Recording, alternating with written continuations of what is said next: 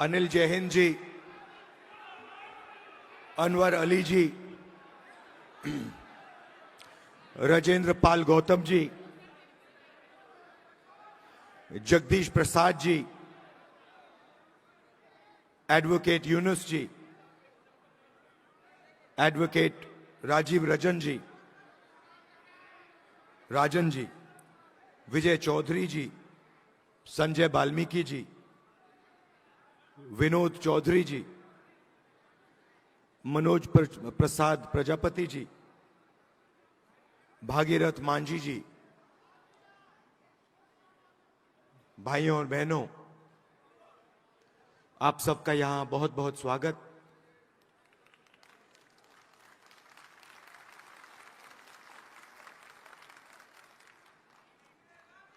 मैं आपके भाषण सुन रहा था।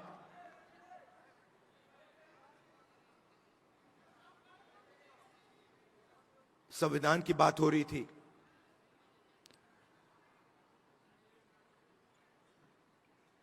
और जब हम इस किताब को देखते हैं, दिखाइए जरा अपना संविधान।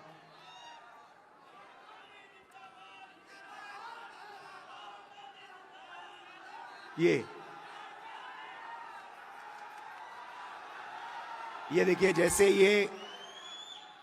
जैसे ये अचानक संविधान इस हॉल के कोने कोने तक पहुंच गया, वैसा ही हम हिंदुस्तान में करना चाहते हैं।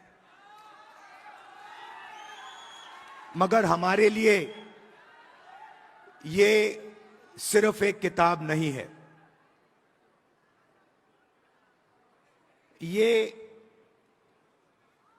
इस किताब में हजारों साल की सोच है, हिंदुस्तान की सोच है। आपने शुरुआत में कहा कि बुद्ध भगवान की धरती पे आप स्वागत कर रहे हो। बुद्ध भगवान की आवाज इस संविधान में है।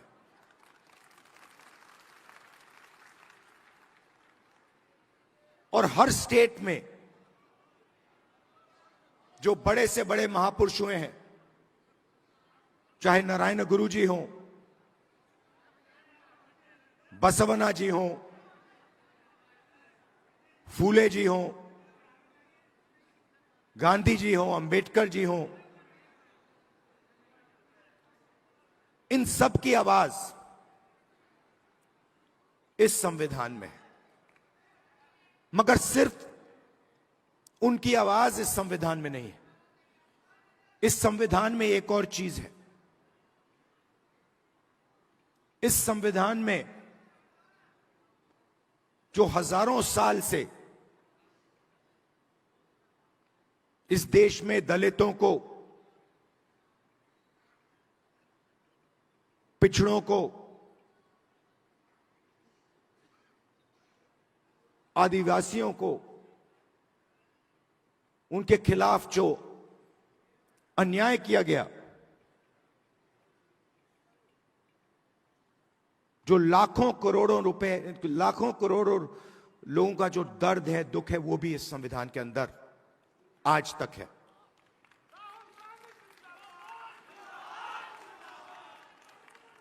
और इस संविधान ने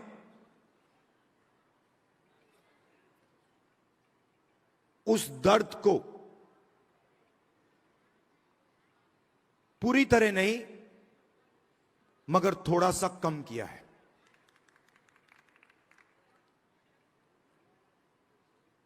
आज मैं यहां जब आ रहा था,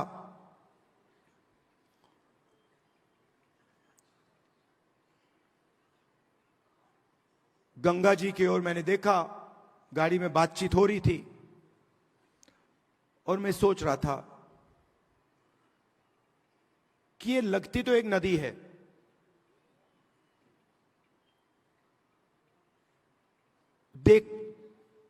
मैं इसको देख रहा हूं, एक नदी दिख रही है, मगर इसका पानी, इस नदी का पानी सब जगह है। अगर आपने आज सुबह पानी पिया तो वो आपके अंदर है, आपके खून में है। अगर आपने आज सुबह रोटी खाई तो उस रोटी में था। वैसे ही ये इस संविधान का विजन वही था। हम चाहते थे कि जैसे गंगा का पानी सब जगह जाता है, वैसे ही विजन था कि इस संविधान की जो सोच है वो हिंदुस्तान के कोने कोने में, हिंदुस्तान के हर व्यक्ति के अंदर, हर संस्था के अंदर जैसे गंगा का पानी जाता है वैसे जाए।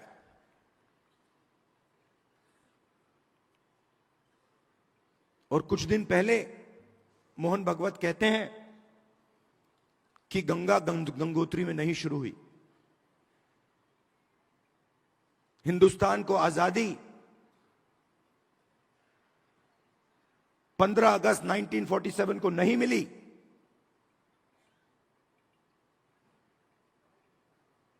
बाद में मिली। तो अगर मोहन भागवत कह रहे हैं कि 15 अगस्त 1947 को आजादी नहीं मिली, तो वो इसको नकार रहे हैं।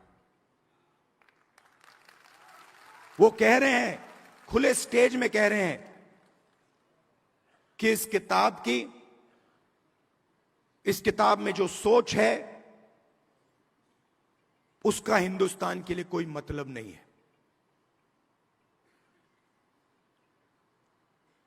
यह आजादी का नतीजा नहीं था, क्योंकि उस समय मोहन भागवत के मुताबिक आजादी तो मिली नहीं।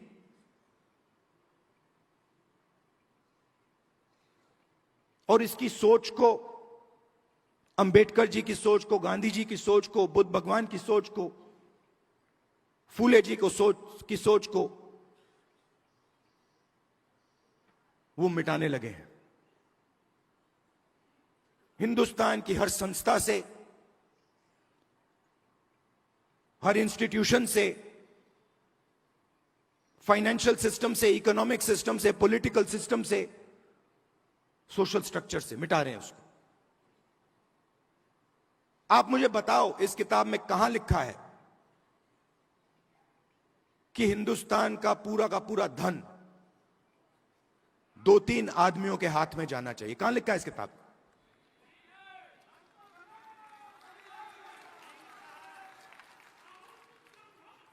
तो मोदी जी आते हैं, पार्लियामेंट में आते हैं, पहले कहते थे 400 सीट आएंगे तो इसको हम बदल देंगे।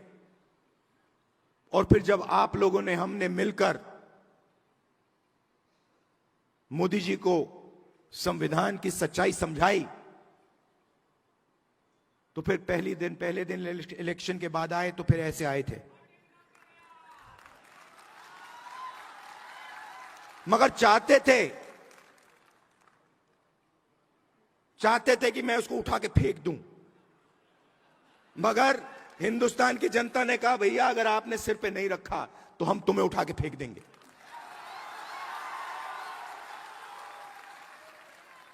तो इसलिए प्रधानमंत्री ने इसको यहां रखा, मत्था टेका, अंदर चले गए और फिर अपना काम फिर से शुरू कर दिया। मैं आपको 2-3 आंकड़े देना चाहता हूं।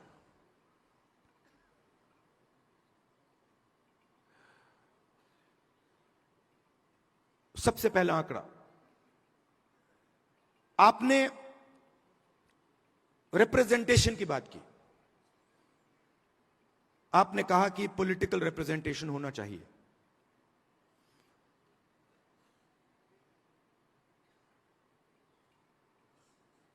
आज के हिंदुस्तान में एमएलए के पास, मेंबर ऑफ पार्लियामेंट के पास कोई पावर नहीं है। मैं मिलता हूं लोकसभा में बीजेपी के पिछड़े वर्ग के एमपी से, दलित एमपी से, आदिवासी मेंबर ऑफ पार्लियामेंट से। वो मुझे कहते हैं, भैया हमें पिंजरे में बंद कर यहां टांग रखा है।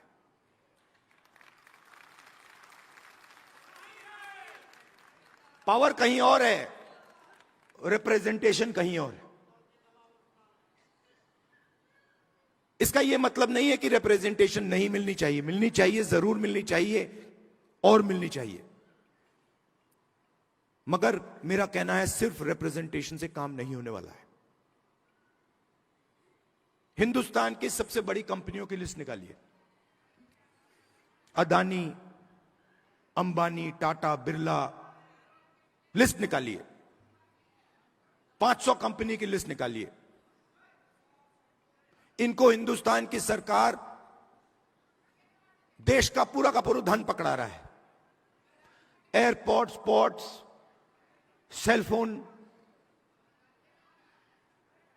सारा का सारा धन इन 500 लोगों को पकड़ाया जा रहा है। और मैं आपसे पूछना चाहता हूं, इन 500 लोगों में से, इन 500 कंपनी के मालिक में से आप मुझे एक पिछड़ा वर्ग का व्यक्ति का नाम बता दो। एक दलित, एक आदिवासी का नाम आप मुझे बता दो। आपको एक नाम नहीं मिलेगा। इन कंपनियों की मैनेजमेंट टीम की लिस्ट निकालो, उसमें दिखा दो मुझे। एक दलित नाम दिखा दो, एक आदिवासी नाम दिखा दो, एक पिछड़े वर्ग का नाम दिखा दो, एक माइनॉरिटी का नाम दिखा दो।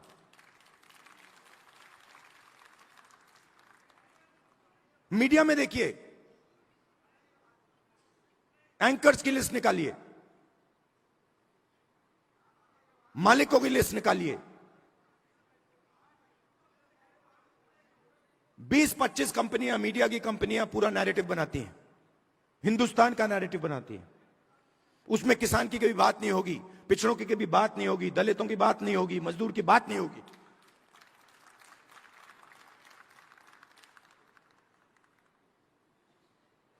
कुछ साल पहले मैं सोच रहा था, ये किसानों की बात क्यों नहीं करते, सच्चे मुद्दे क्यों नहीं उठाते, बेरोजगारी की बात क्यों नहीं करते। मैंने लिस्ट निकाली, देखता हूं ये है कौन। मालिकों में आपको एक ओबीसी नहीं मिलेगा, एक दलित नहीं मिलेगा, एक पिछड़े वर्ग का व्यक्ति में नहीं मिलेगा, है ही नहीं उसमें। आपके लोग है ही नहीं उसमें।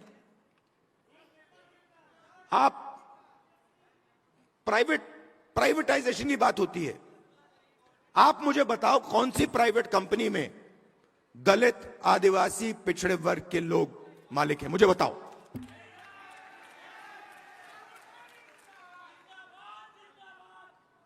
मैं कल कुछ दिन पहले रात को एम्स गया। मेट्रो स्टेशन में लोग, वहां 600-700 लोग लेटे हुए हैं। किसी को कैंसर हुआ है, दिल की बीमारी है, वाल्व नहीं काम कर रहा, सांस नहीं ले पा रहे हैं, टॉयलेट नहीं वहां पे, खाने को नहीं है, प्राइवेट अस्पताल में जा नहीं सकते।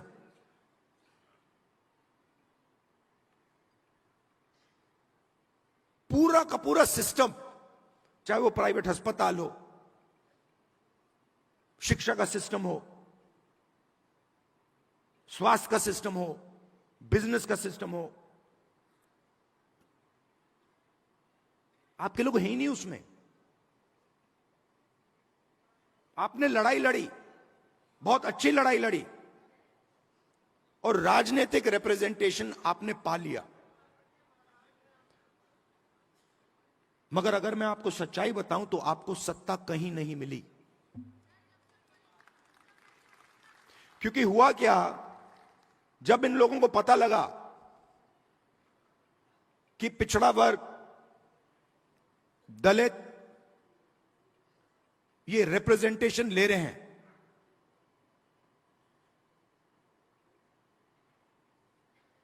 तो इन्होंने रिप्रेजेंटेशन आपको दे दी, मगर पावर कहीं और ले गए।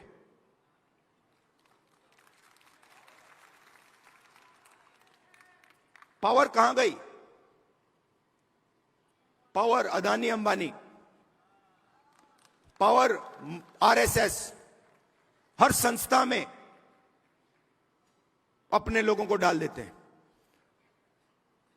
मैंने लिस्ट बनाई, आरएसएस के जो अपॉइंटीज हैं,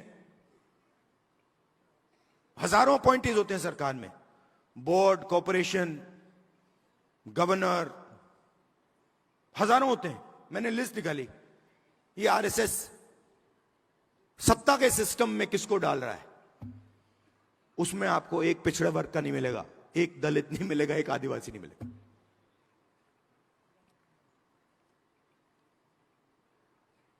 बजट, हिंदुस्तान का बजट 90 लोग बांटते हैं। एमपी एमएलए बजट नहीं बांटते। जो धन है वो 90 अफसर बांटते हैं, secretary to government of India. मैंने लिस्ट निकाली, ये है कौन? आपकी आबादी, पिछड़े वर्ग की आबादी 50% है, कम से कम। कोई जानता नहीं है। आज तक कोई ये नहीं कह सकता कि गारंटी कह के मैं कह रहा हूं कि भैया 50% है। ये कह सकते हैं कि हां 50%, कम से कम 50 है, 50 से 55 भी हो सकती है, 60 भी हो सकती है, पता नहीं, मगर 50 से कम नहीं है। दलितों की 15%, आदिवासियों की 8%। इसीलिए तो हम यहां आए हैं।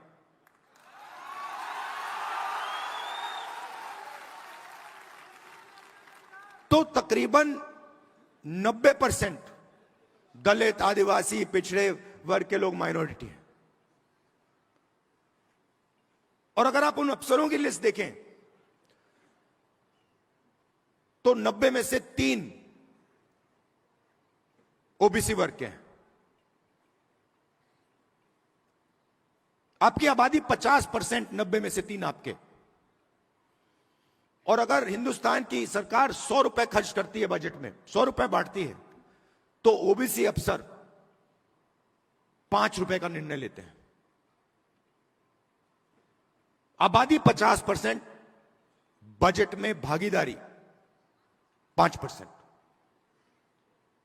दलित 15%, उनके भी 3 अफसर, 100 रुपए बंटते हैं, 1 रुपया उनका अफसर निर्णय लेता है, 1 रुपए का। आदिवासी 8%, 8% आबादी, 100 रुपए में से 10 पैसे की भागीदारी। तो अब आप सब मिला लो, सब मिलाकर 100 रुपए में से 6 रुपए 10 पैसे का निर्णय आप लोग लेते हो। माइनॉरिटी भी उसमें ही है, वो भी उसी में है। तो आपकी भागीदारी 6%, 7%, 8%, आपकी आबादी 90%। प्राइवेट सेक्टर में पूरा का पूरा धन 200 लोगों को जा रहा है, उसमें आपका एक आदमी नहीं। एम्स के सामने आपके लोग मर रहे हैं, मगर प्राइवेट अस्पतालों के मालिक की लिस्ट निकालिए, आपका एक आदमी नहीं उसमें। आपके बच्चे लाखों रुपए देते हैं प्राइवेट एजुकेशन इंस्टीट्यूशंस में पढ़ने के लिए, उनकी मालिकों की लिस्ट निकालिए, आपका एक आदमी नहीं उसमें। जीएसटी कौन देता है? आप देते हो। बजट में पैसा कहां से आता है? आसमान से थोड़ी टपकता है। बजट में पैसा, जीएसटी का पैसा आता है, जीएसटी का पैसा आप देते हो। जितना पैसा अदानी, अगर अदानी शर्ट खरीदेगा, यही शर्ट जो आपने पहन रखी है, अगर वो यही शर्ट खरीदेगा, जितना टैक्स आप दोगे उतना टैक्स वो देगा।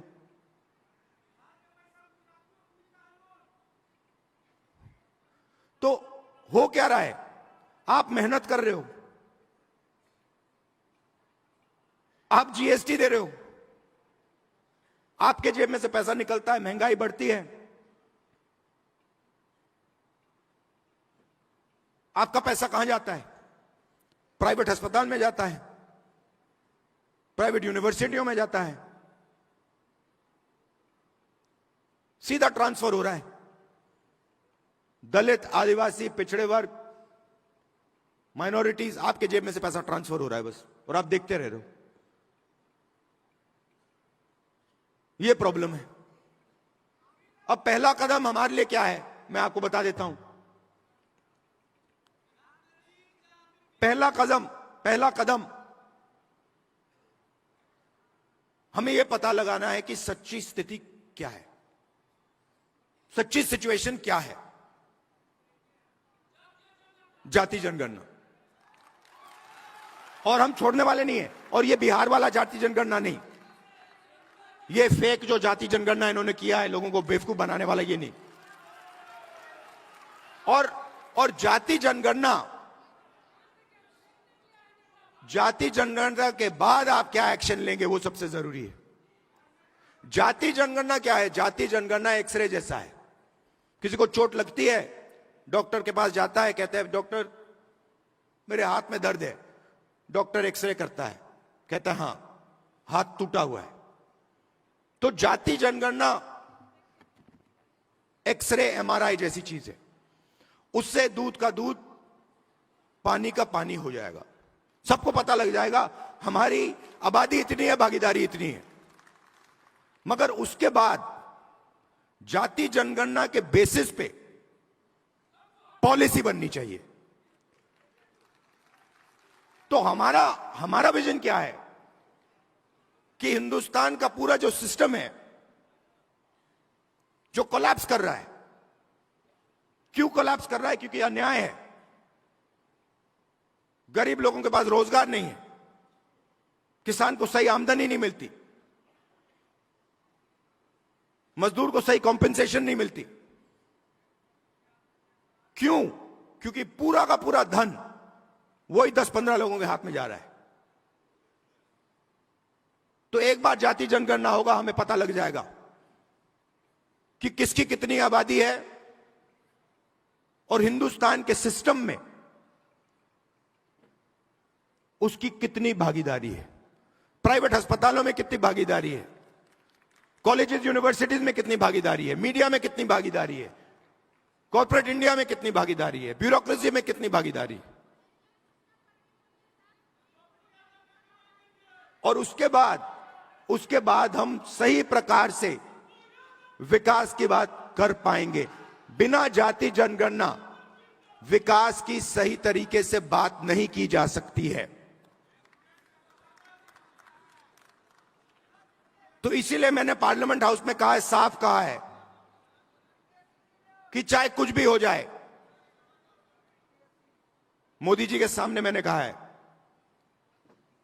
चाहे कुछ भी हो जाए, कांग्रेस पार्टी इसी लोकसभा में और राज्यसभा में जाति जनगणना आपके मुंह के सामने पास करेगी।